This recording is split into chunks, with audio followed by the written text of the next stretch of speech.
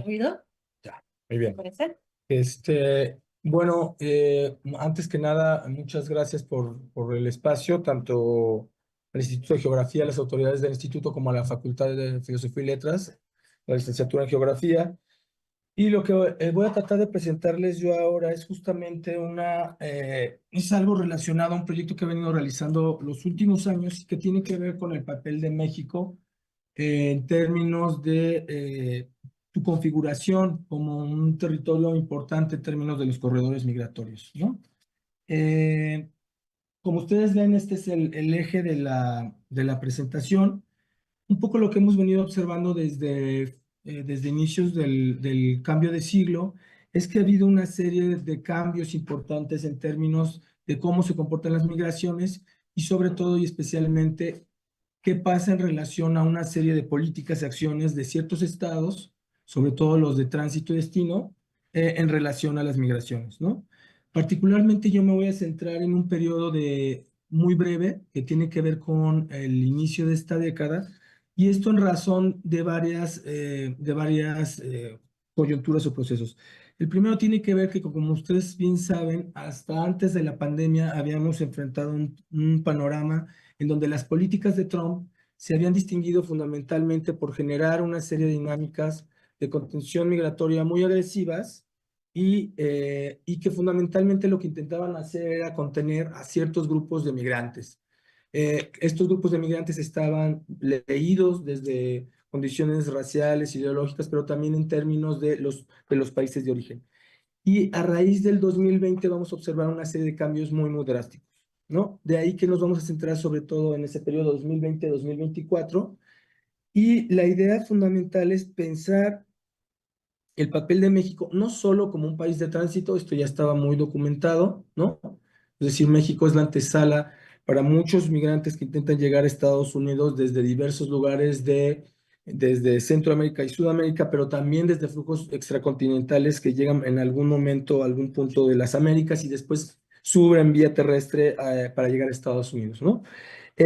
Y bueno, en ese sentido, el eje de la presentación o lo distintivo es justamente pensar el control migratorio como un proceso territorial de carácter claramente estatal y que además genera una serie de violencias específicas, tanto en términos de no cumplir con una serie de protocolos legales respecto a las poblaciones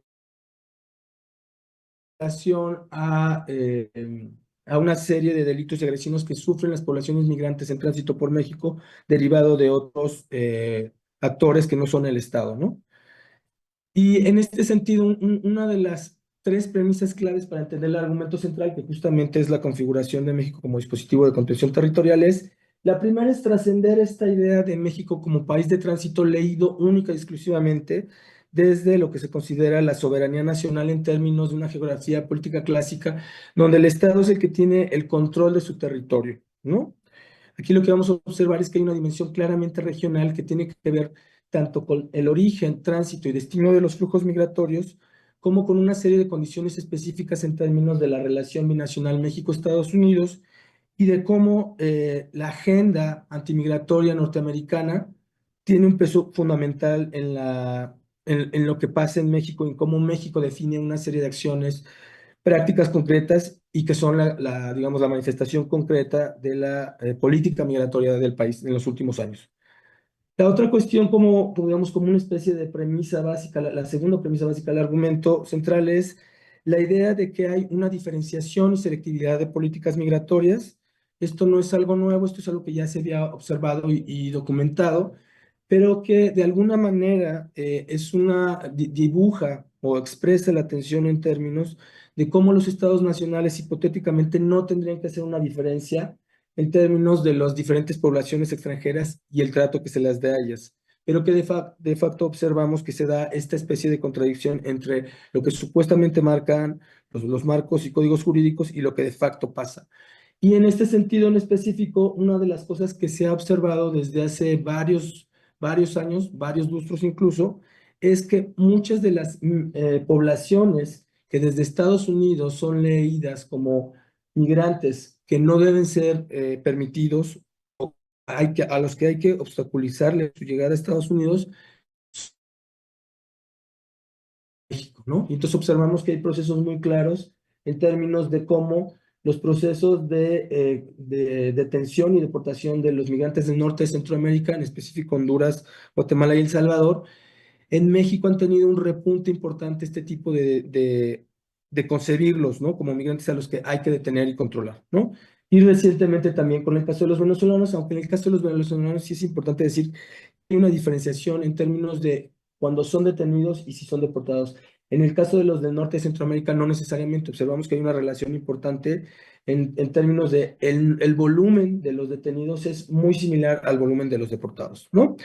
Y finalmente, la tercera premisa que permite sostener el argumento tiene que ver con la idea de que México juega un rol fundamental como un dispositivo territorial que acumula esta serie de acciones estatales específicas, las detenciones y deportaciones, y que con esto se contribuye a generar claros procesos de desarticulación de las migraciones hacia Estados Unidos.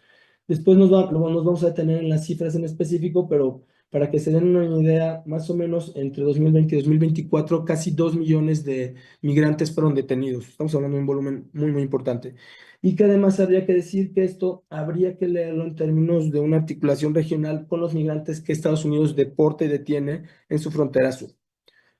Bueno, este es como el argumento central digamos, de mi presentación y voy a transitar por cuatro momentos. Uno que tiene que ver justamente con un poco de historia y el encuadre, ¿no? O sea, cómo se configuró, cómo se produjo México como un país de tránsito y posteriormente un territorio de contención migratoria. Un poco cuáles son el andamiaje teórico que nos va a permitir leer esto en términos de la triada de territorio, frontera y acciones estatales específicas como detenciones y deportaciones. Por supuesto, una nota metodológica que nos permitirá ponderar cuáles fueron los datos utilizados y que nos permiten decir. Después me centraré justamente en los procesos propiamente y las transformaciones de estos. Y finalmente algunas reflexiones de carácter más general y teórico en términos de cómo pensar a México en esta polifuncionalidad de país de tránsito a un territorio de contención. Bueno, en este sentido, sí, aquí está. Bueno, como ustedes saben, México ha jugado un papel muy, muy importante en los flujos migratorios globales. Por buena parte del siglo XX fue uno de los principales países expulsores de migrantes. La mayoría de ellos se dirigían a Estados Unidos. Y estos procesos continuaron hasta bien iniciado el presente, las dos primeras décadas de este siglo. De manera que, por ejemplo, en el 21, el Pew Research Center registró que había cerca de casi poco más de 37 millones de personas de origen mexicano en Estados Unidos, de los cuales 26 millones, 26.6 millones habían nacido en Estados Unidos y eran hijos, tenían alguna relación, o sea, tenían una ascendencia mexicana, y casi 11 millones eran mexicanos que en algún momento habían llegado a Estados Unidos y que algunos contaban con documentación migratoria o no. Esto se explica evidentemente en relación a una migración histórica de más de 100 años y donde observamos claramente que hay una consolidación muy clara. Como ustedes ven, los mexicanos es uno de los principales grupos latinos en Estados Unidos y son un dinamizador muy importante de las economías norteamericana y mexicana, ¿no? No me voy a meter aquí en el tema de las remesas, pero también hay datos muy importantes en ese sentido. El otro tema que está muy, muy aparejado, digamos, en esta concepción de cuáles son las diversas funcionalidades que juega México en este corredor migratorio norte de Centroamérica, Estados Unidos, está también la otra dimensión que tiene que ver con México como país de retorno. Evidentemente, el hecho de que haya este volumen de esta gran cantidad de mexicanos o de ciudadanos estadounidenses con ascendencia mexicana hace que haya una relación muy estrecha entre los dos países y desde hace un buen número de años observamos que también hay unas migraciones importantes de retorno y o deportaciones. Son distintas. La migración de retorno se lee más en términos de un ejercicio voluntario, esto hay que complejizarlo, no es así de sencillo, y las deportaciones, como ustedes bien saben, son migraciones forzadas de retorno, ¿no? Cuando el gobierno norteamericano expulsa a migrantes mexicanos que han estado en Estados Unidos muchas veces por más de una década, ¿no? Y aquí también estamos hablando de volúmenes importantes, no como el de mexicanos o ciudadanos estadounidenses de origen mexicano en Estados Unidos, pero sí estamos hablando de volúmenes de centenas de miles de deportados en el transcurso de las últimas 2 décadas. Y las otras dos dimensiones que también han sido trabajadas son la de México como un territorio de paso o de llegada de extranjeros. En este sentido, México tiene una población estadounidense muy, muy importante. La mayoría de estos norteamericanos estadounidenses cuentan con documentos migratorios y después le siguen las poblaciones procedentes del norte de Centroamérica, principalmente, bueno, sobre todo Guatemala, ahí sí con diferentes condiciones migratorias. Pero lo que es importante entender es que sí hay una reconfiguración en términos de que esto no se presentaba con tanta claridad hace todavía un par de décadas, ¿no? Y finalmente está en el que me voy a centrar, que es la idea de México como país de tránsito para migrantes con destino al norte global, principalmente Estados Unidos. También Canadá es un destino importante, pero en términos demográficos, no, digamos, no representa el gran aporte que acumula Estados Unidos, ¿no? Estados Unidos, como ustedes bien saben, es el primer país con migrantes del mundo, con alrededor de cerca de entre 40 y 50 millones de migrantes con diferentes estatus migratorios, y además se vuelve un destino muy atractivo por algo que han estudiado de manera muy clara desde hace muchos años, y es la diferencia salarial. La capacidad que un migrante tiene de recibir un salario por su trabajo en economías de altos ingresos como Estados Unidos no se compara para nada con lo que puede ser en los países de origen y o de tránsito, ¿no? Y aún así puede incluso juntar dinero para mandarlo vía remesas, ¿no? Entonces, esta es una dimensión que ha sido muy estudiada y que juega un papel fundamental. También hay otra dimensión en la que no me voy a detener ahora, que tiene que ver con cómo Estados Unidos jugó un rol importante en términos de producir los contextos de expulsión de las que salen muchos migrantes que después se van a dirigir al mismo Estados Unidos. Por ejemplo, el caso del norte de Centroamérica.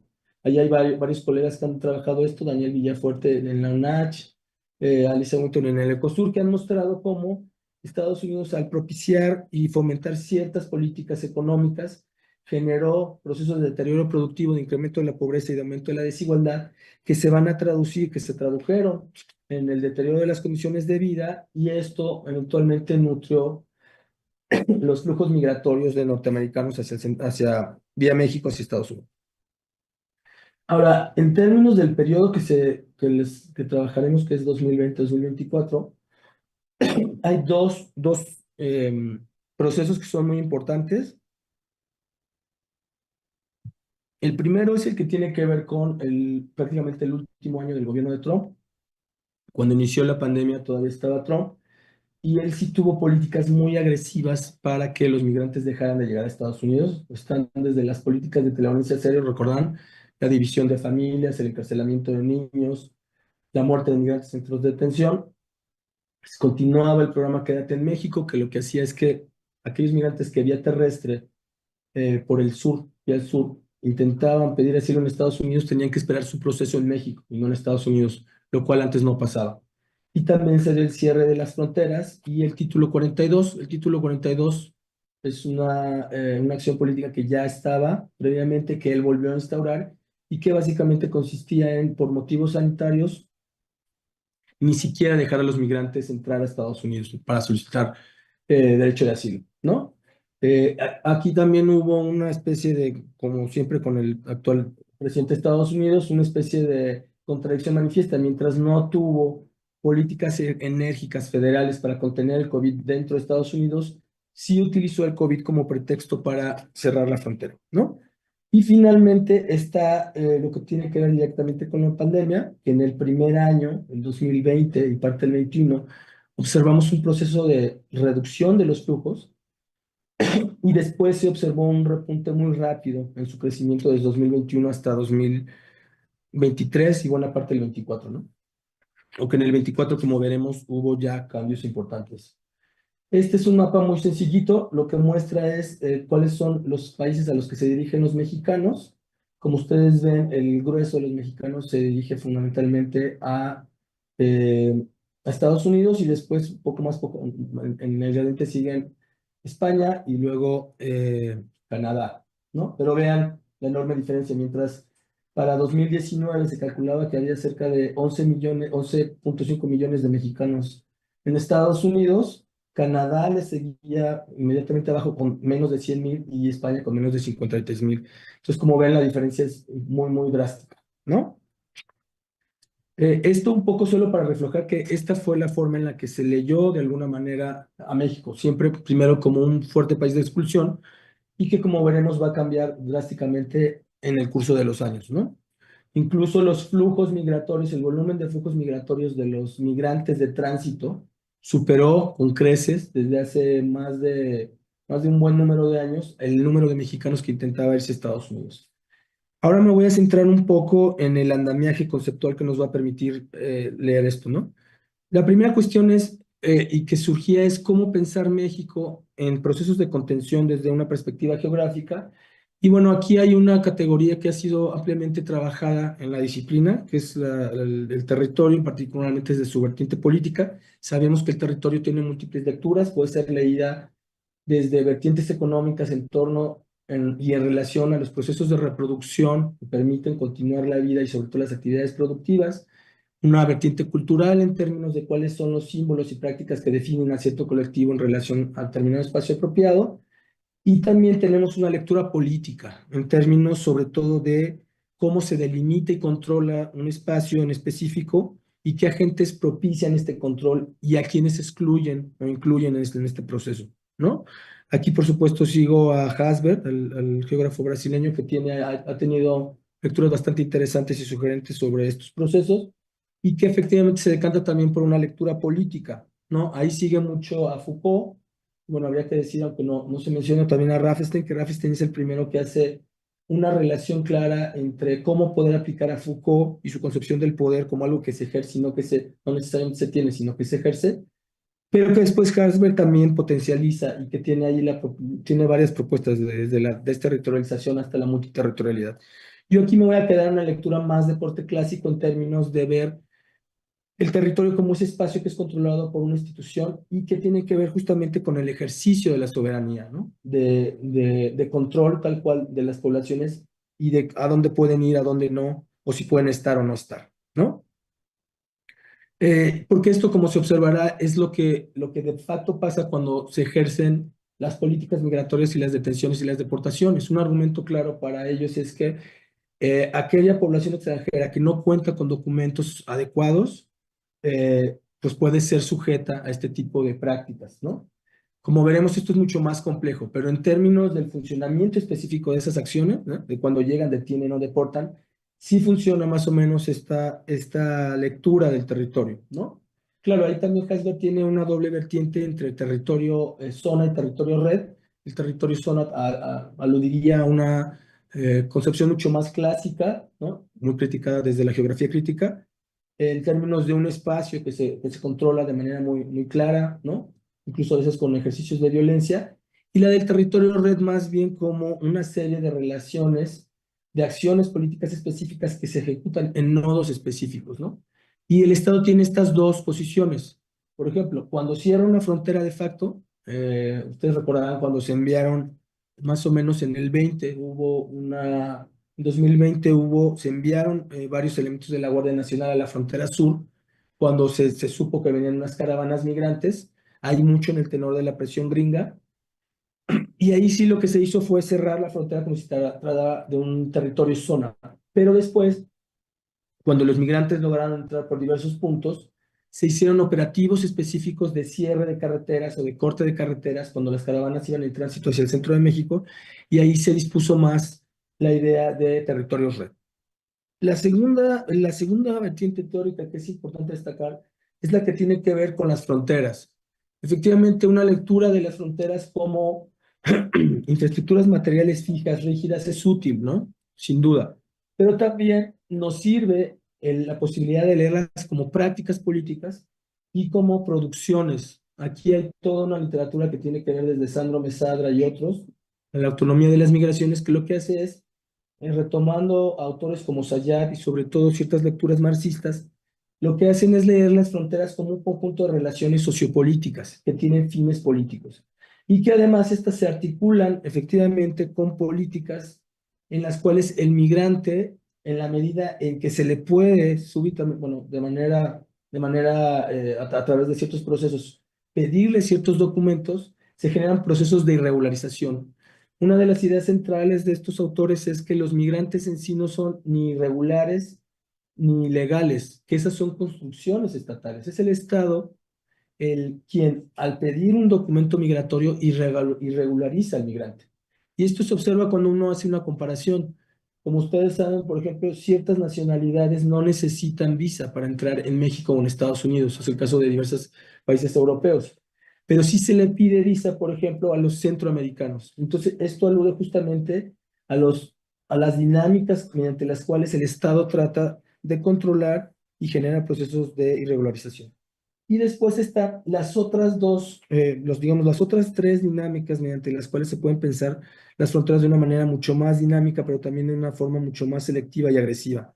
Que son la securitización, es la idea de ver las fronteras como dispositivos que nos pueden ayudar a controlar ciertas poblaciones. Esto también tiene un carácter selectivo. La externalización de las fronteras, que es justamente lo que pasa cuando Estados Unidos presiona a México para que sus controles migratorios mexicanos se endurezcan y de alguna manera sean un prefiltro antes de llegar a la frontera con los Estados Unidos. Lo que les comentaba, por ejemplo, la criminalización de los norcentroamericanos por parte de México alude y obedece a una política norteamericana que se gesta desde ese país y que tiene un carácter regional. Y finalmente está esta idea de los regímenes fronterizos, que es importante, que es cómo se articulan las diversas políticas migratorias de estos diferentes países, ¿no?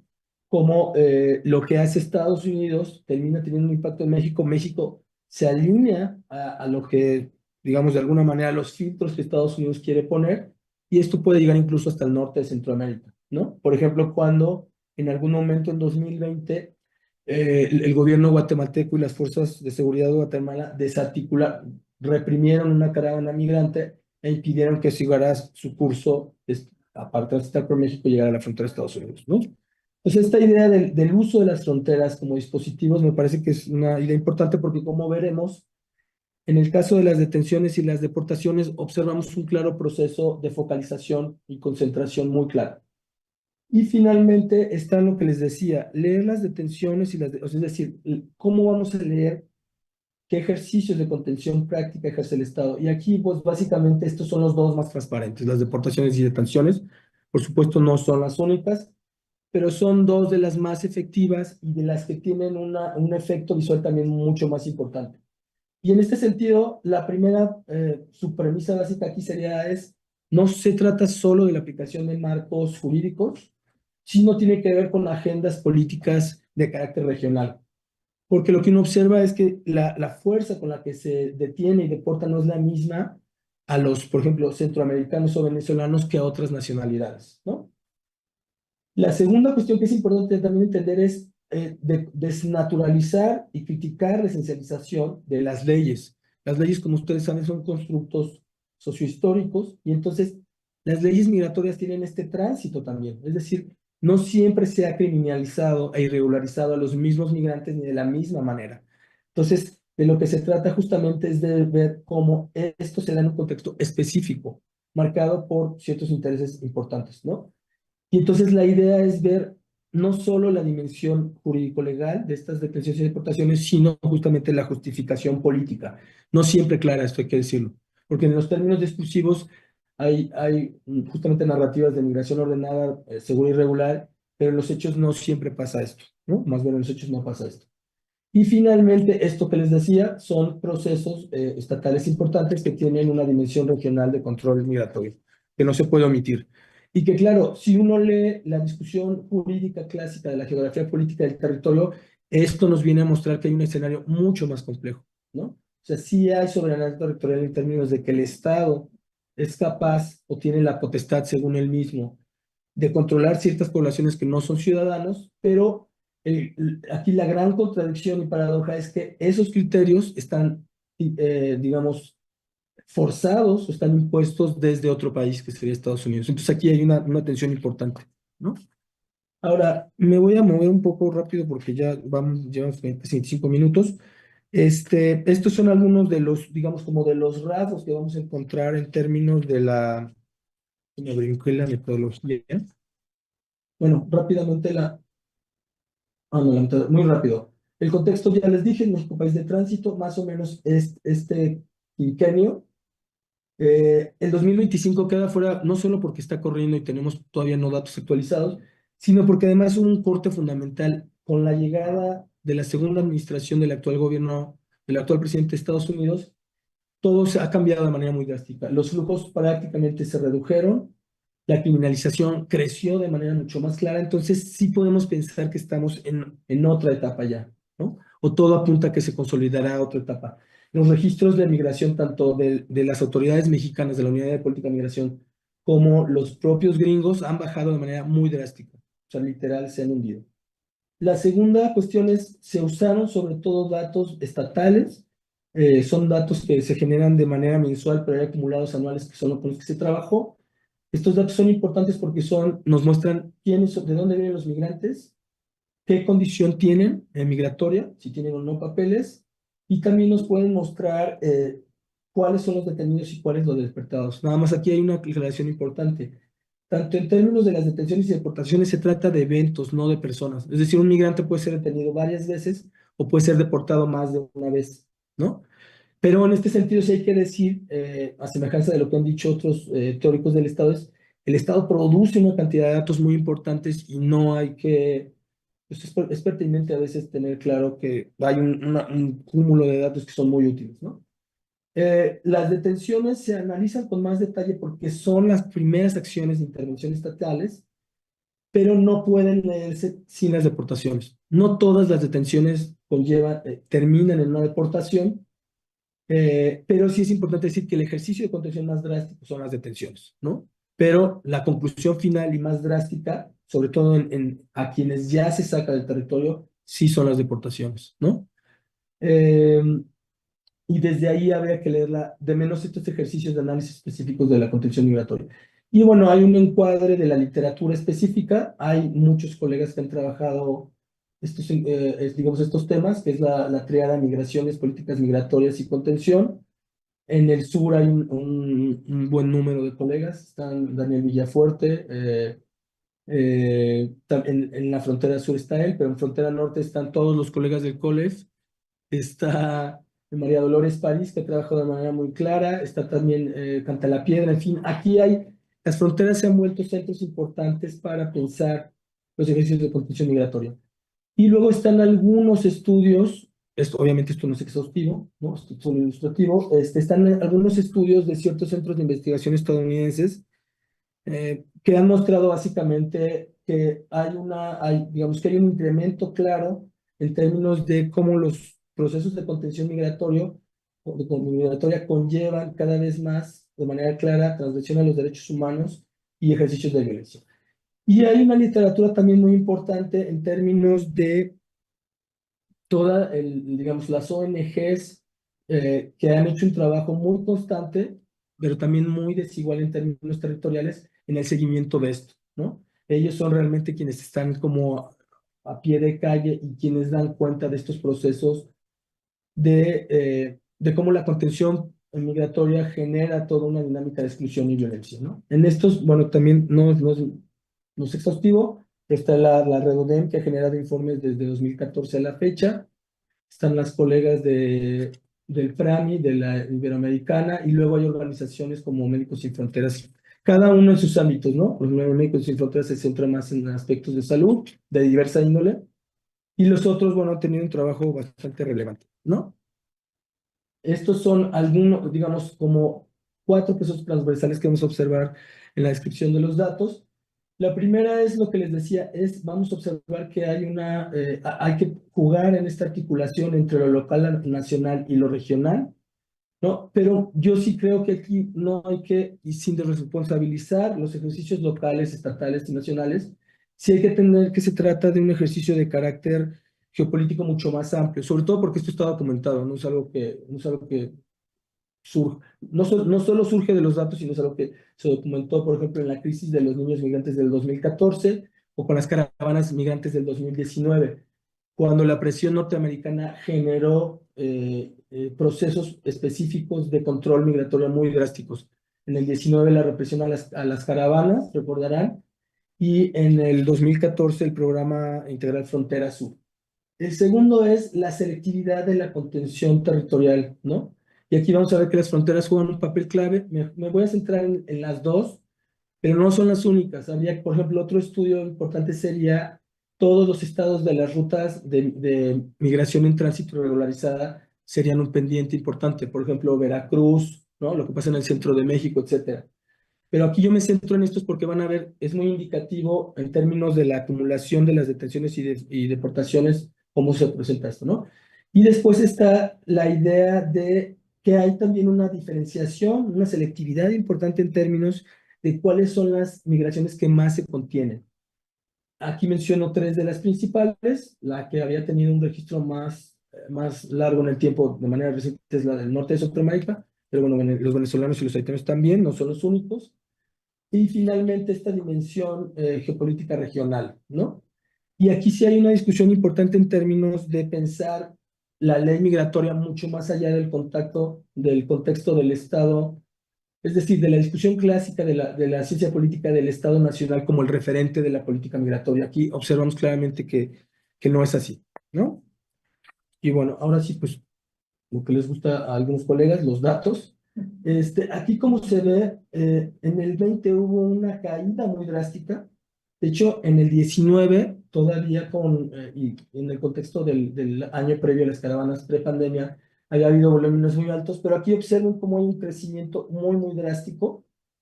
El 21 dobla prácticamente los registros del 20, el 21 dobla los registros del 20, el 22 no, pero se observa una tendencia muy clara y llegamos hasta un registro histórico de 700, casi 720,000, ¿no? Que de menos para esta década es un registro altísimo. Y una cosa que a mí me interesaba mucho mostrar es, vean, el volumen total, el acumulado de los 4 años.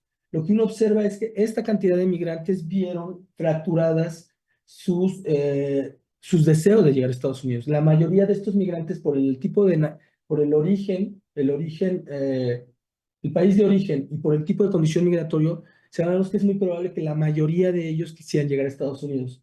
Entonces estamos hablando de que hay una contención bruta de casi 2 millones de personas, si se dan cuenta, por lo menos al nivel de México, ¿no? Y también cuando observamos, si se fijan los países, hay una constancia importante en términos del norte de Centroamérica hasta este año.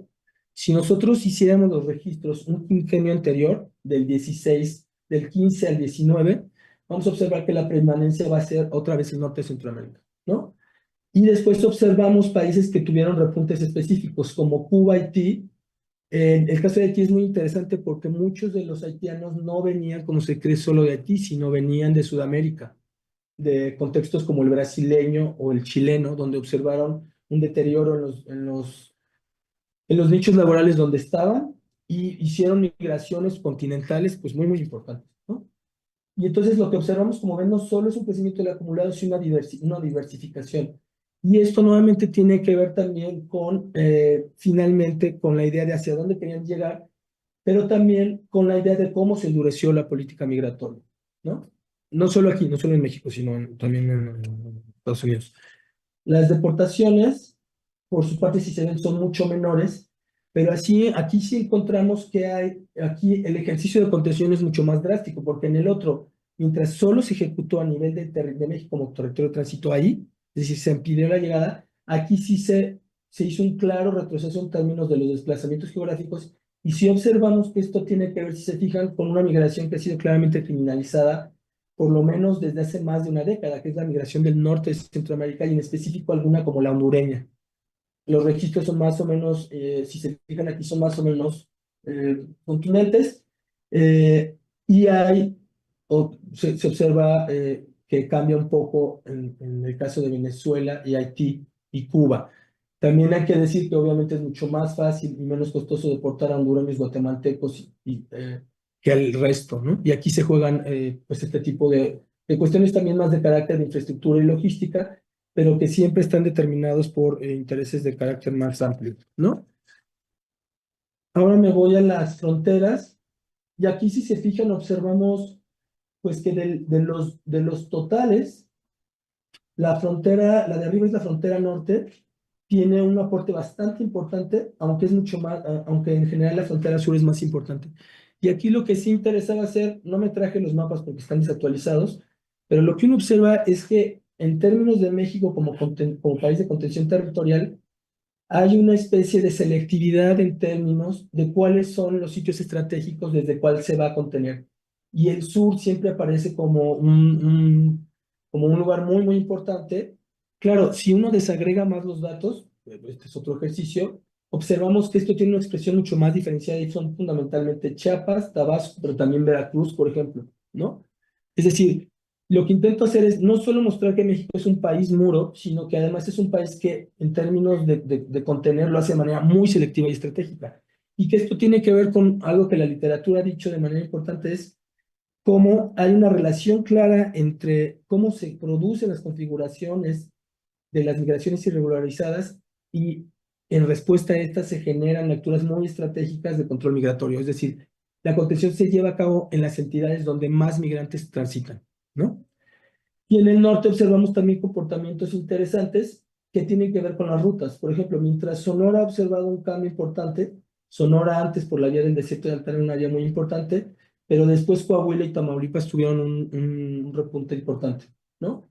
Y con esto lo que quiero mostrar es, vean como si juntamos tanto el acumulado de frontera norte y frontera sur, en general son, digamos, puede variar por año, pero observamos que son mucho más del 60, 70, 75%.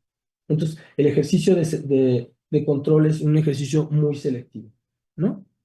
Y para ir cerrando, bueno, este es el caso de los deportados, observamos también una tendencia similar, aunque no, si se fijan los volúmenes son bastante menores, pero aquí acuérdense que a quienes más se deporta son a quienes es más fácil deportar y sobre todo a quienes no quiere que se llegue a Estados Unidos, ¿no? Dentro de esta especie como de lectura muy clara que tiene el gobierno norteamericano de quiénes son los migrantes que no quiere. También aquí hay que decir algo que es un debate que es bastante importante y que tiene que ver con algo que se ha destacado, que se destaca poco últimamente, y es, en términos de la explicación de los procesos migratorios, por mucho tiempo se privilegió eh, marcos teóricos que lo que hacían era enfatizar la dimensión estructural de la migración y los procesos económicos debajo de ella, ¿no? Hay gente que dice que esto tiene un carácter fundamental, están, digamos, todos los andamiajes derivados de tendencias más marxistas clásicas como la economía política de la migración. Hay varios autores en Estados Unidos, aquí hay un grupo fuerte en Zacatecas, pero a mí me parece que desde hace años la dimensión política juega un papel fundamental y lo explico. Desde hace más de 2 décadas sabemos que Estados Unidos tiene un proceso de envejecimiento muy claro y que tiene un déficit y hacen falta trabajadores jóvenes. El mercado laboral estadounidense depende mucho de los migrantes. Entonces, lo que observamos es que cuando hay retóricas que generan política migratoria de contención con argumentos políticos, es decir, que los migrantes roban empleo, merman el empleo, incrementan la criminalidad, lo que observamos son argumentos ideológicos que no tienen una fundamentación en los datos. En los datos lo que sabemos es que los gringos no tienen suficientes trabajadores jóvenes. Un caso importante, por ejemplo, son los trabajadores agrícolas, donde más del 50% o cerca del 50% de los trabajadores agrícolas son migrantes sin documentos, muchos de ellos, y en donde en lugar de privilegiar una lectura histórico-estructural que permitiera entender la función de la migración, lo que se hace es se privilegia un ejercicio político de narrativas xenófobas que sirve bien a intereses como el de Trump digamos, de generar retóricas discursivas que a su base político-electoral e ideológica le vengan bien, ¿no? Pero que en esto sí quiero ser enfático, no hay una relación con lo que pasa en términos económicos, tampoco en términos de la criminalidad, no voy a traer datos acá, pero hay otro estudio de la Universidad de Stanford que mostró que los migrantes tienen 30% menos posibilidad de ser encarcelados que los estadounidenses blancos. Y dentro del grupo de ciudadanos estadounidenses, como ustedes saben, los ciudadanos estadounidenses blancos son los que menos posibilidad de encarcelarse tienen. Entonces, tampoco hay una relación clara en términos de que los migrantes incrementen la criminalidad. No, o sea, no hay evidencia dura, ¿no? Y la cuestión de la merma de recursos públicos es también una retórica un poco amañada, porque lo que uno observa es que sí hay una contribución en términos de impuestos. En 2022 creo que los migrantes pagaron, los migrantes sin documentos, cerca de 100 mil millones de dólares y también pagaron algunos tipos de sistemas de seguridad social. Entonces, lo que quiero mostrar un poco es que no hay una razón en términos políticos, económicos o de otra índole para criminalizar la migración, ¿no? Pero bueno, volviendo al eje de la contención territorial, observamos que fue un ejercicio bastante efectivo. Son casi 2 millones de migrantes detenidos y de estos se deportó a más de 400,000. Y si estos los articulamos con lo que hace por ejemplo, la Border Patrol en el sur de Estados Unidos, encontramos que el cúmulo es mucho más grande. Es decir, esto es un ejercicio bastante efectivo de contención migratoria y que además genera mucha violencia y discriminación, ¿no? La segunda es lo que les decía, hay que leer también estos ejercicios de manera mucho más estratégica y selectiva, porque esto nos va a ayudar a complejizar lo que pasa, ¿no? No se trata, de lo que se trata un poco es de leer estos ejercicios como acciones que lo que buscan es desarticular, ¿no? Por un lado están los discursos mediáticos y por otro lado están las acciones específicas. Lo que uno observa en términos de la contención migratoria es que sí se presentan acciones estratégicas, ¿no? La tercera cuestión es que esto tendría que hacerse en otro nivel, en términos de lo que pasa en estas entidades que son los focos rojos de acumulación y que además luego esto es importante porque luego algunos de estos estados coinciden con lo que dicen los informes de la Redodén o las colegas del PRAMI. O sea, Chiapas es un estado donde hay muchas violaciones a los derechos humanos de los migrantes y también Coahuila y Tamaulipas, ¿no? Entonces, se podría hacer ahí una correlación muy interesante entre la violencia, los derechos humanos y los ejercicios de contención. Y finalmente, hay también una cuestión que es bastante importante en términos de, este solo fue un ejercicio mucho más acotado. Esto hay que leerlo en un marco mucho más amplio. Por ejemplo, hubo todo un grupo de procesos de represión a las caravanas migrantes, que yo no estoy tratando aquí, pero que fungió como una parte importante de estos ejercicios de contención. Varios de estos operativos de seguridad fueron documentados mediáticamente y también hubo otros ejercicios de ralentización del refugio, ¿no? Esto no solo tiene que ver con la falta de recursos de Comar, sino también con la idea de asumir el papel que México juega en la dimensión regional de los flujos migratorios. Y la otra es la relación entre la criminalización migratoria y las muertes y desapariciones migrantes. Por ejemplo, hay un proyecto de la Organización Internacional de las Migraciones, que es el proyecto de Migrantes Perdidos, que ha documentado que entre el 14 y en la actualidad hay más de 6,500 migrantes que han muerto, desaparecido en la frontera de Estados Unidos, que como recordarán fue en los estados que yo puse en la frontera norte, fue uno de los estados focos de la contención migratoria. Y finalmente, bueno, un apunte muy concreto, ¿para qué sirve lo que uno hace? Pues para sugerir que haya otro tipo de política migratoria, en donde efectivamente la producción de políticas migratorias como ejercicios políticos duros tendría que basarse no en criterios de securitización, contención y criminalización, sino en criterios, por un lado, de respeto a los derechos humanos y de un análisis duro. O sea, lo que nosotros hacemos cuando se extienden estos procesos que ya estaban en Estados Unidos a México, lo que uno observa es este proceso claro de externalización del control migratorio, ¿no? Aquí se está haciendo un trabajo que no le correspondería al Estado Nacional. Al Estado Nacional de México le correspondería justamente garantizar una serie de derechos y servicios a cualquier tipo de población sin importar su documentación migratoria. Sobre todo porque esto, como se ve, genera procesos de exclusión y violencia. Yo no me detuve mucho en esto, pero cuando hay procesos de detención migratoria o de deportación, hay ejercicios de violencia estatal, sobre todo si no se realizan de acuerdo a los marcos jurídicos adecuados, pero por otro lado porque además se articulan con otros actores como el crimen organizado u otros grupos locales que agreden a los migrantes.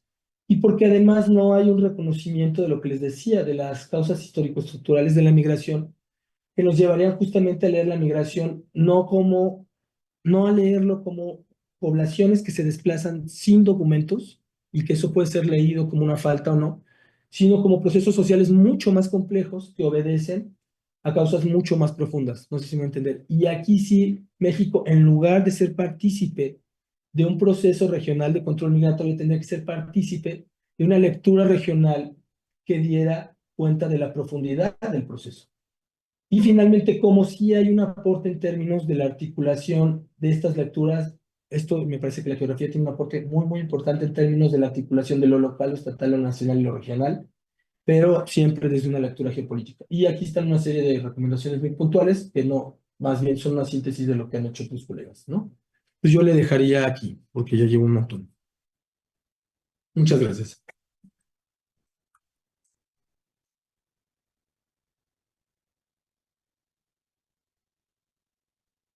Muchísimas gracias, Guillermo. Con el acelere de empezar tarde, cometí una terrible omisión que quiero resarcir. Entonces, quiero, pues, platicarles un poquito quién fue el que nos dio esta plática, sin duda tan interesante y que, pues, no sé cómo lo hiciste, pero en 40 minutos lograste plantear un problema que, pues, lleva mucho, mucho más Sí. tiempo entender, procesar, razonar. Entonces, bueno, pues, Guillermo Castillo Ramírez es investigador titular definitivo de geografía social aquí en el Instituto de Geografía, es doctor y maestro en antropología, y pues es parte del Sistema Nacional de Investigadores. Ha publicado artículos de geografía y ciencias sociales en Latinoamérica, en España, en Portugal, en revistas como la Asociación de Geógrafos Españoles, en Finisterre, en investigaciones geográficas, en Revista Mexicana de Sociología, la Revista Española de Educación Comparada, la Revista Mexicana de Ciencias Políticas y Sociales, la Revista Colombiana de Sociología, entre muchas otras. Entonces, tiene sus libros más recientes, es Procesos Migratorios y Dinámicas de Exclusión en la Frontera, Migraciones Centroamericanas en México, Procesos Socioespaciales y Dinámicas de Exclusión del Instituto de Geografía en el 2023. Sin duda estamos ante un verdadero experto en temas de geografía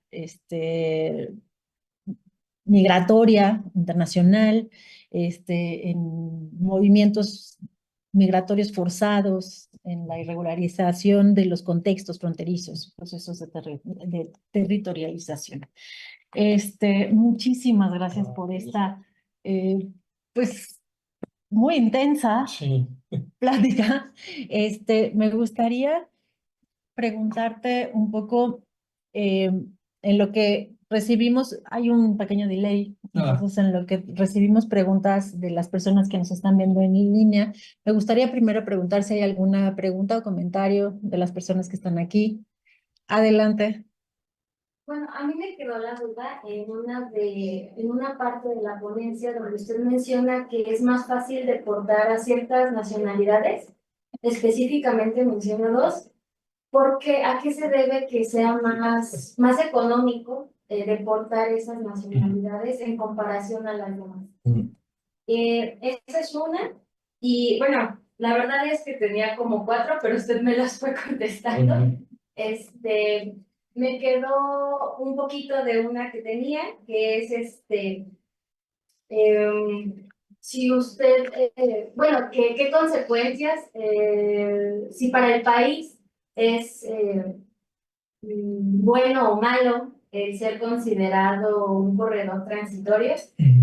Usted también me la comentó, pero a mí me gustaría más saber su opinión personal en base a la investigación que ha hecho, a todo lo que ha publicado y la experiencia que usted tiene. Usted ya personalmente considera que para el país es, bueno, si es bueno, es malo, afecta socialmente, económicamente, desde su perspectiva. Esas son mis dos. Ok, adelante. No, tú dime, tú. Sí, sí, sí, adelante, ¿Sí? adelante. Si quieres empezamos por ahí y vamos juntando. Sí, mira, de por qué es más fácil deportar a algunas nacionalidades que otras. Cuando se deporta hay se juega toda una infraestructura logística. Entonces hay una razón que tiene que ver también con, pues sí hay que decirlo así, con costos. Entonces no es lo mismo deportar a un guatemalteco que deportar a un venezolano, a un haitiano, ¿no? Implica más costos. O sea, el guatemalteco lo bajas a la frontera con México-Guatemala, pero hay otras dos dimensiones que son importantes. Otra es la relación política que hay entre los estados. Los venezolanos no solo quedan mucho más lejos y tienes que recurrir al uso de vuelos, sino también a cuál es la relación que hay entre Venezuela y México, y también, digamos, sí, como los acuerdos que hay de Tácito. Si se fijan en la tabla de deportaciones, los que más deportaban eran los del NERTO de Centroamérica, ¿no? Y la tercera razón es también cuáles son los poblaciones de ciertos países de origen que Estados Unidos más estigmatiza y criminaliza, ¿no? Y aquí también hay más o menos una coincidencia, ¿no? Ustedes recordarán cuando inició la guerra, la invasión rusa a Ucrania, llegaron en algún momento varios miles de ucranianos a la frontera sur de Estados Unidos vía México. En 3 meses les resolvieron todo. En 3 meses, estamos hablando de miles. Y lo que decían algunos colegas especialistas decía, los hondureños son mucho más en volumen demográfico. Además vienen de regiones que se sabe que tipificarían claramente para los procesos de asilo, ¿no? Por las condiciones sociales, de violencia. Y el índice de aceptación era mucho más bajo y mucho más lento. Entonces, lo que uno observa lo que yo quise transmitir es, cuando uno habla de temas migratorios, parecería que solo se trata de poblaciones que tienen o no papeles y de que infringieron alguna norma o no. El escenario es mucho más complejo y siempre está cargado de una dimensión política, sobre todo cuando hay estados del norte global que no quieren a ciertas poblaciones. Pero está esa doble dimensión además. O sea, en términos duros de lo que necesita Estados Unidos, necesita trabajadores jóvenes. O sea, no lo digo yo, lo dice la estructura, la estructura demográfica de Estados Unidos. ¿Me entiendes? No hay trabajadores jóvenes. O sea, si tú quitaras a los migrantes jornaleros, ¿quién hace las cosechas? ¿Quién riega? ¿Quién, etcétera, ¿no? Y la otra dimensión es que esta yo no me metí tanto, pero también hay una reflexión de más larga data. Cuando uno observa cuáles fueron los detonantes de la migración del norte a Centroamérica, tanto en el caso de Honduras, El Salvador y Guatemala, de manera diferenciada, un actor común fue Estados Unidos. La presencia de Estados Unidos desde finales de la segunda mitad del siglo XX generó varias cosas, ¿no? Les hablo concretamente del caso de Honduras. Honduras nunca dejó de ser una economía basada en el sector primario, en parte porque Estados Unidos ha tenido un papel ahí muy fuerte y porque además recordarán que luego contribuyó de manera muy clara a la inestabilidad política con el golpe de Zelaya, el golpe de Estado en Zelaya, ¿se acuerdan? A finales de la primera década del presente siglo. Entonces, Estados Unidos fue un claro promotor de que el modelo neoliberal que incrementó la pobreza, la desigualdad, precarizó el trabajo, se instaurara en esa región. Entonces, un poco lo que hay que ver es una lectura histórica que complejiza esto, porque entonces es muy fácil decir, el hondureño viene y no tiene papeles. Entonces habría que decir, no, no, el hondureño viene porque no hay trabajo, porque incrementó la pobreza, porque tú generaste esas condiciones, y también habría que decir, ¿por qué tú le pides papeles a él sí y no le pides a un ucraniano, ¿no? Entonces, es la idea, un poco. Claro, esto hay que hacer ejercicios mucho más contextualizados. Y una cosa que yo intento hacer es a estas reflexiones meterles un poco de datos, ¿no? Porque de eso se trata uno como investigador, pues, claro, uno se posiciona, ¿no? La segunda, más que aporta, o sea, entiendo de si sí contribuyen o no, yo la vería en términos de justamente lo que decía, se trata de procesos que tienen una dimensión regional. eh,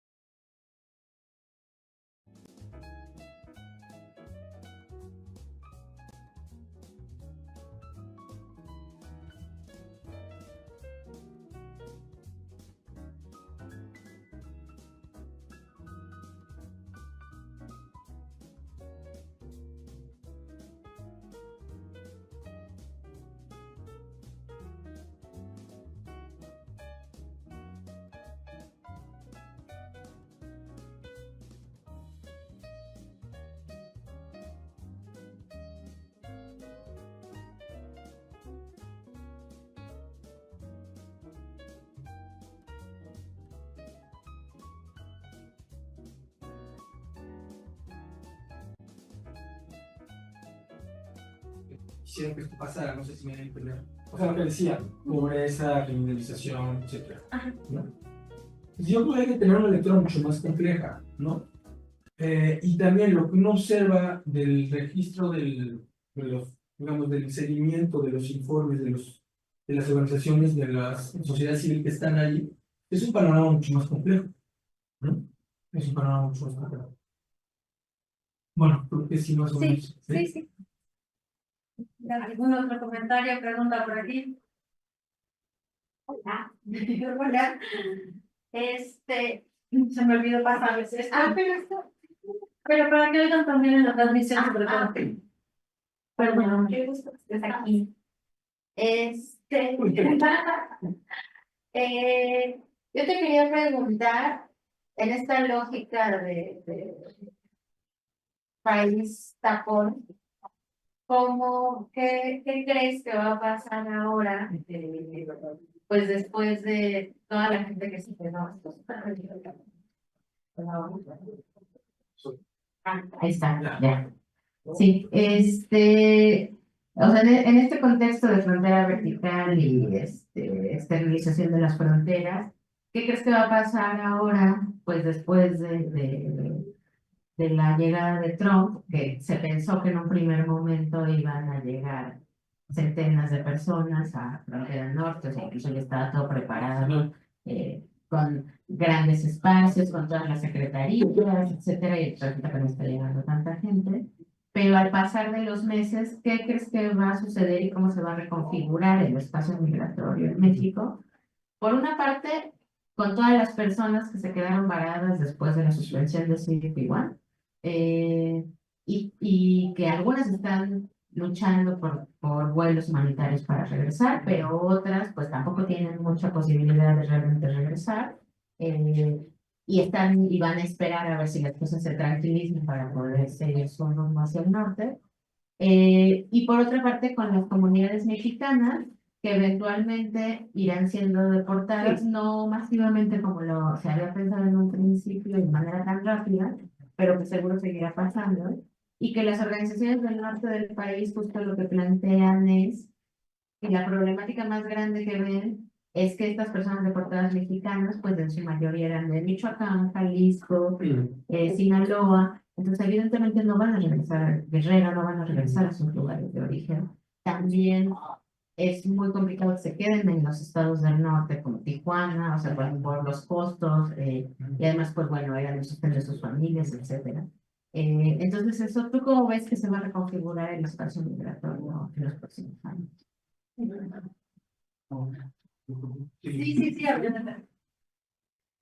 Muchas gracias, Andrea. No, pues preguntas, ¿no? Pero yo no, digamos, voy a hacer mi de lectura. Yo creo que tú dijiste algo que es muy interesante y se perfilaban escenarios muy complicados que al parecer no funcionaron. Yo, sin embargo, creo que son escenarios muy difíciles los actuales, ¿eh?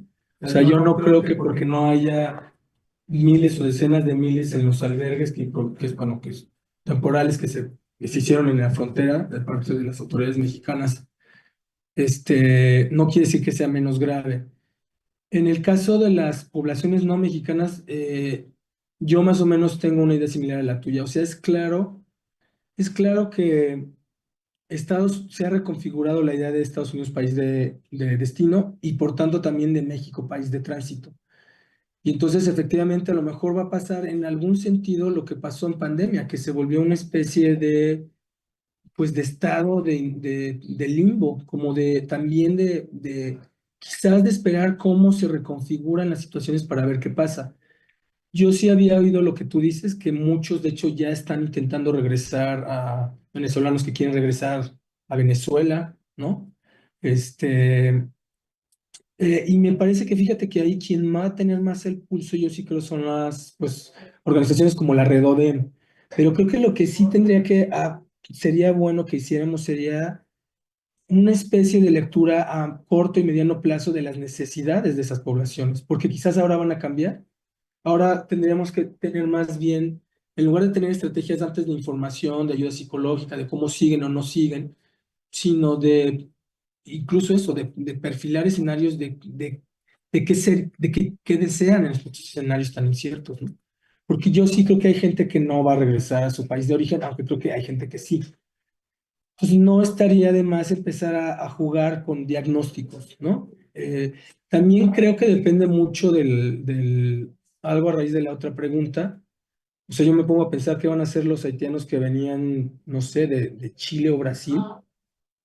Ellos sí me parece que están en un escenario muy complicado, pero tampoco habría que minusvalorar, y esta sería como la tercera vía, las redes fuertes que ellos tienen. O sea, a mí me parece que, por ejemplo, casos como los haitianos, en alguna medida los venezolanos, luego tienen redes muy fuertes. O sea, los haitianos eso sí sorprendía. Venían desde Brasil y Chile hasta antes de que dejara de funcionar el TPS que les tocaba, funcionaban sus redes, ¿no? Entonces, quizás ahí habría que, sin romantizar también pensar cuáles son las propias estrategias que van a delinear. Pero me parece que sí viene un desafío importante. Tú tienes razón en ese sentido. Y respecto a las poblaciones mexicanas, bueno, ahora hablaré de las mexicanas y luego de los estados. De las poblaciones mexicanas, me parece que ahora sí hay que tratar hay una enseñanza previa de todos los ejercicios de deportación, sobre todo de la primera administración de Trump, que quizás no son malos, ¿no? O sea, tenemos claro que, por ejemplo, llegan sin nada, que necesitan documentación migratoria, necesitan una base mínima, ¿no? Un apoyo económico, generar redes, etcétera. Creo que en ese sentido sí se podría avanzar, pero también en términos de los posibles escenarios de todos aquellos que proceden de lugares muy complicados de violencia. Hablo sobre todo de los escenarios estos que de desplazamiento interno forzado pasaron a refugio, ¿no? Y ahí sí, pues la situación se ve complicada. O sea, porque a lo mejor ahí lo que habría que pensar de manera más estratégica son, en lugar de estos grandes centros, hay instituciones académicas que sí tienen la capacidad, junto con las ONGs, de generar estos diagnósticos. Aquí pienso en el COLEFLAG. COLEFLAG luego genera tampoco es una apología a los colegas del COLEF, hacen un trabajo muy interesante, pero ellos sí han tenido la capacidad de sacar estos diagnósticos y estas recomendaciones de política pública, pues, sobre todo en pandemia, en lapsus, ¿no? Entonces yo creo que sí habría que empezar ¿cómo decirlo?, a hacer ciencia aplicada urgentemente, porque no, y aquí ya pasó el tercer punto, que sería, yo lo poco que sé de Estados Unidos, tengo un par de conocidos allá, que trabajan sin documentos allá, y pues el escenario, de menos en el sur, es muy malo, ¿no? Gente que no ha ido a trabajar, no ha habido las redadas masivas, esto es cierto, o sea, no de miles, sí ha habido un par de redadas masivas, de cientos, ¿no? Pero no es un escenario bueno, también hay que decirlo, porque luego, yo me acuerdo que con la primera administración tuvo gente que decía, y deportaron tantos. Eso no me parece que sea un argumento, honestamente, o sea, no vamos a medir el sufrimiento en relación al número de deportados, ¿no? Por ahí había también un par de casos dramáticos no sé, de una niña un niño que tenía cáncer en una etapa avanzada y lo deportaron y era ciudadano, ¿no? La niña esta que bulearon y se suicidó. O sea, yo sé que no son la generalidad, pero sí sabemos que hay un escenario de mucha violencia, ¿no? De mucha violencia. Y eso es donde yo creo que sí no hay que, o sea, no hay que confundir la violencia. La violencia no la vamos a medir en estos números que nos trae. O sea, sí, es en un nivel sí, pero en otro no. En otro no. Y aquí sí ya me metería aterrizo en dos ideas finales para no monopolizar el micrófono. Lo que está pasando en Estados Unidos es realmente serio, ¿eh? Yo no creo que haya que banalizar esto en términos y no me voy a poner en términos de análisis políticos, pero estamos frente a un escenario donde la ley no priva, donde estás en el escenario de un ejecutivo que hace fundamentalmente lo que quiere. Y eso te pone en un escenario de mucho riesgo, de muchísimo riesgo, ¿no? Y en el caso migratorio, pues yo diría que todavía más. Y solo diría, también ahí hay que ser cuidadosos, o sea, yo lo que sí he sabido es eso, hay colegas que tienen un mes sin trabajar. O sea, piensen qué harían en un mes sin trabajar si viven del salario de diario. Eso no, sus familias, ajá, ¿no? Y finalmente, el caso de México, yo creo que ahí sí México tiene hay gente que está esperanzada en esta nueva administración. Yo creo que no hay que ser abiertamente pesimista o abiertamente optimista, pero creo que sí hay que tener otra lectura. O sea, no podemos seguir reproduciendo el discursito gringuito facilón de son unos, o sea, porque no tienen documentos y porque vienen, no, yo creo que ahí sí había que complejizar, ¿no? O sea, son gente que viene de situaciones muy complicadas y en ese sentido, por ejemplo, podría tener un papel, así como trata de hacer articulaciones regionales en términos de los bloques económicos, podrían tratar de hacer eso con otros países en términos de los procesos migratorios, ¿no? Porque no hay que olvidar, y con esto cierro, que son población precarizada. Son población precarizada, clara, que se violan sus derechos. Entonces, a lo mejor desde ahí también se le puede entrar, ¿no? Pero muchas gracias por las preguntas. Tengo dos comentarios Ah, más. muy bien. Perdón, Sí, es que claro, te digo que sí. Juan José, felicidades por la presentación. En los datos que muestras en la tabla de situación migratoria y deportación, ¿qué significan los números del 1 al 5 en el eje horizontal? O sea, en la parte de Ya, arriba. ya. Muy bien. Perdón, estas son Sí. las más técnicas. No, está bien, está bien, está bien. Pero bueno, Ya, eh, va. si quieres esa, y bueno, a mí me gustaría aprovechar, ya que estamos con lo de los datos, la temporalidad. Ajá. Tú nos presentas datos de un quinquenio que Ujú. fue especialmente raro, ¿no? Sí. Cambio de administración, existe una pandemia global, Ujú. no incluye ya el nuevo cambio de administración Ajá. con Trump entrando en el 2025, pero sí tiene pues una coincidencia en cambios de periodos de gobierno Ajá. en diferentes países y en ese sentido pues la aplicación de políticas migratorias enteramente diferentes. Ujú. ¿Qué tanto influyen estas, pues, digamos, eventos Mm. en la temporalidad cuando lo aplicamos a lo mejor a periodos Ah, más amplios? sí, Eso es duda nada más como muy bien. eh, en Sí, ¿cómo términos lo de ves? tendencia, Va. ¿cómo lo ves? Ajá. Y pues qué tanto esta inestabilidad o esta hasta cierto punto invisibilización que hay en el problema de migrantes Ujú. dificulta la generación y el procesamiento de datos Ujú. verídicos. Yo no soy experta ni mucho menos en este tema, entonces Oh. no sé, por ejemplo, nos presentas los datos de México, ¿no? Ajá. De deportaciones y de qué tan, Sí. o sea, ¿tendrías alguna idea de qué grado de, pues, certidumbre o de Claro. certeza podemos hablar, Ujú. considerando que hay una invisibilización, Sí. digamos, como voluntaria, ¿no? Ujú. Ante el problema? Ujú. Entonces, bueno, nomás. Sí. Bueno, pues muy buenas todas las preguntas. En el eje los organicé por el mayor número de detenidos hacia abajo y los 5 primeros. Porque lo que uno observa es que lo que yo intentaba hacer es mostrar cómo el ejercicio de contención migratoria es muy selectivo hacia ciertas poblaciones de ciertos países de origen y que estos países de origen son los que el gobierno norteamericano no quiere que lleguen. Entonces, por eso al principio sí siempre se veían el norte de Centroamérica, o sea, Honduras, Guatemala, El Salvador y ya luego el resto. Un poco es eso, o sea, no es solo un criterio de volumen demográfico, también hay un criterio, si se fijan, político, ¿no?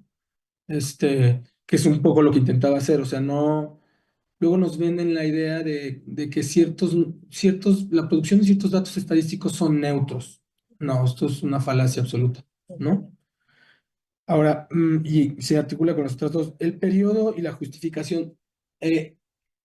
Tú tienes razón, en el caso de los procesos migratorios, luego hay periodos muy estables, aparentemente muy estables, y luego hay periodos de mucho cambio. Yo soy de la idea de que los periodos que uno analiza no los define el acumulado de años, sino los procesos. Y entonces en este sentido el corte tenía que ver con qué pasaba con la pandemia y como el incremento otra vez. Y después se cortó con Trump por tres sencillas razones. La primera es hay pocos datos, pero hay evidencia clara de que los flujos se han prácticamente detenido. Y porque además los ejercicios de contención migratoria van a cambiar, obviamente. Aquí sí hay que decir, porque hay una cosa que yo he reiterado mucho, pero que parece una nimiedad, pero que es fundamental. O sea, México sigue siendo un país que no, hasta hace pocos, México era un país que no interesaba como destino. Algunas poblaciones sí, pero en el volumen total, o sea, de 5 migrantes, de estos 5, que yo les presenté los 5 primeros, 8 de cada 10 querían llegar a Estados Unidos. Entonces, esto no es posible no dimensionarlo, Claro. ¿no? Y es algo que tiene que tener un nivel estructural en el análisis, ¿no? Entonces, por eso me remito tanto a qué se piensa desde allá, ¿no?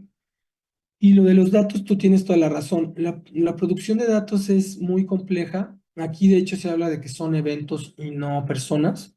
Es decir, estos casi 2 millones son eventos, no personas.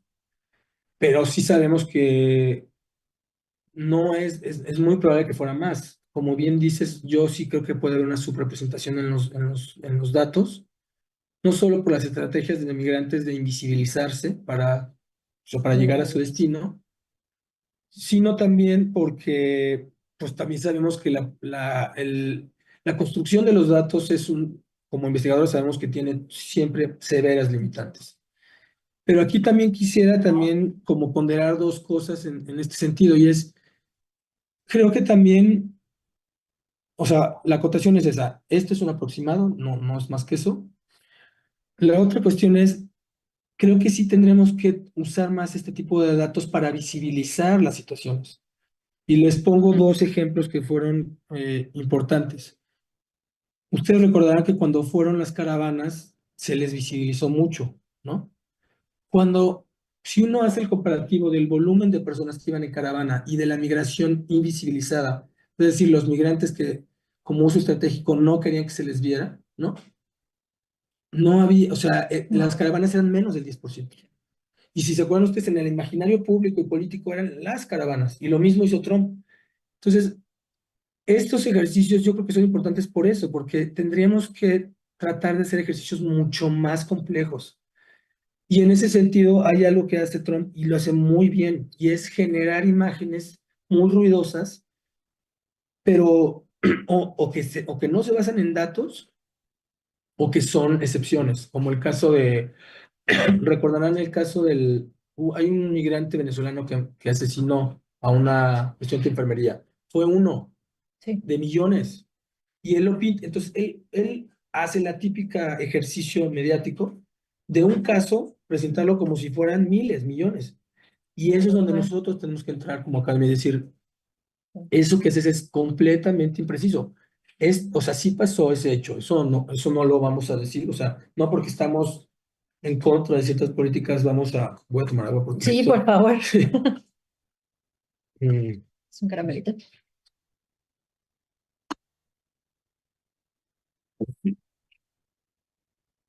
sí, no porque estamos, es decir, no porque uno tiene una postura, sí, qué bárbaro, Sí, por favor. gracias, ¿eh?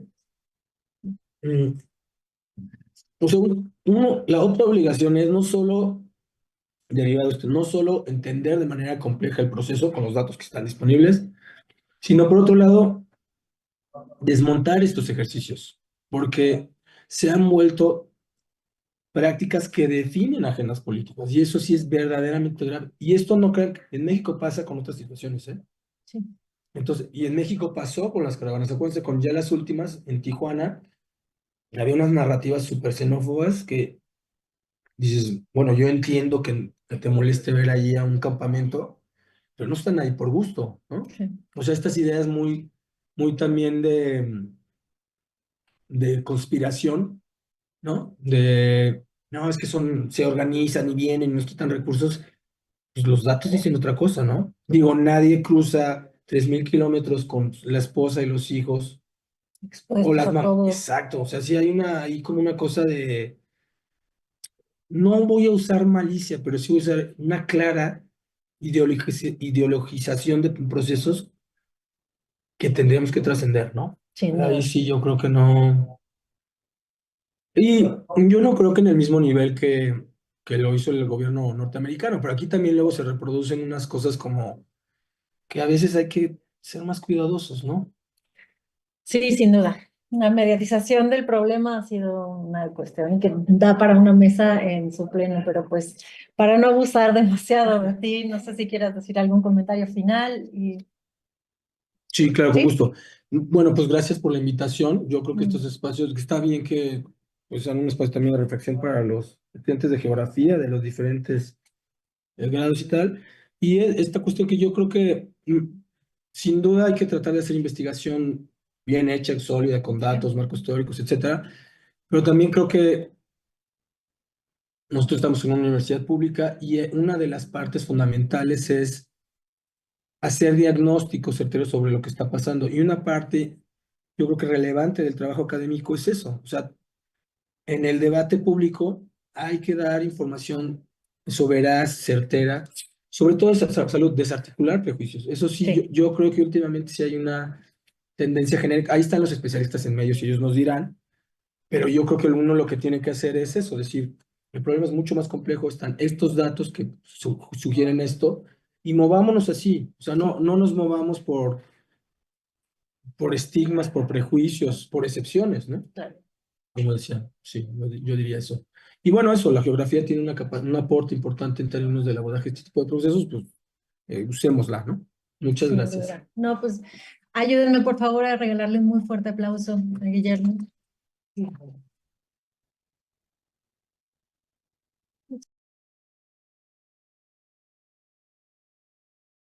Por la paciencia en el inicio de esta sesión. Les agradezco a todos los que nos están viendo por redes, a todos los que nos acompañan presencialmente aquí, que sé que tuvimos algunos problemitas técnicos, entonces agradezco que se hayan podido unir. Los invitamos a la siguiente sesión del fórum que tendrá lugar el 21 de mayo. Nos platicará Ricardo Guerra sobre vulnerabilidad.